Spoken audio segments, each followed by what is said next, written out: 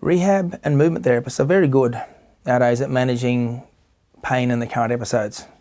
There's lots of very effective ways to manage pain. Where the big problem is managing recurrence.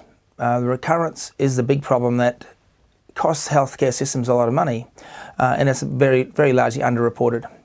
If we want to try and manage recurrence, we need to understand some of the influences that affect recurrence of musculoskeletal pain to do a better job of keeping it under control.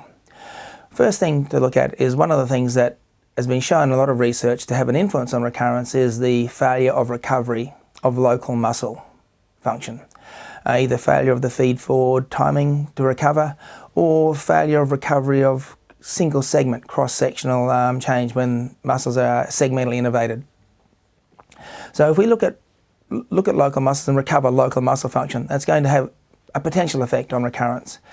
The other thing that has been shown to have an effect on recurrence in terms of chronic and recurrent musculoskeletal pain is the change in the synergies or the patterns of or the coordination of global stabilizer, global mobilizer muscles in low threshold, non-fatiguing functional activities such as postural control tasks or normal natural movements. And making an effort to recover the thresholds of global stabilizers and upregulate them again and to downregulate the overactive global mobilizers is a strategy we can use to help, again, have an influence on recurrence.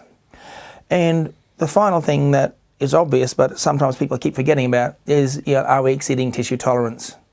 And so if tissue tolerance issues, when people are training hard, they're pushing their bodies to perform more, so they're generally increasing intensity and therefore increasing tissue stress. They're often decreasing their recovery times. They're not spending enough time on allowing good recovery.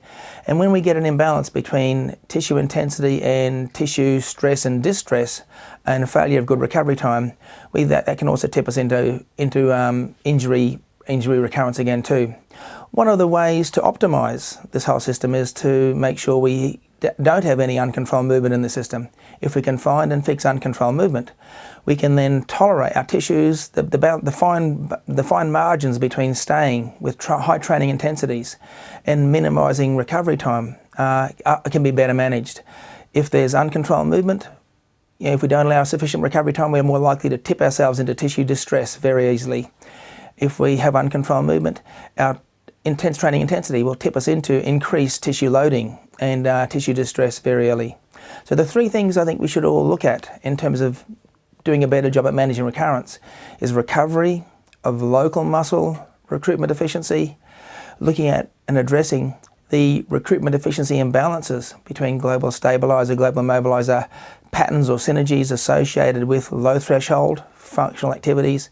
So we want to recover the downregulated or inhibited global stabilizers in non-fatiguing function and inhibit the overactive mobilizers in non-fatiguing function. And then look at the relative balance between training intensity and recovery.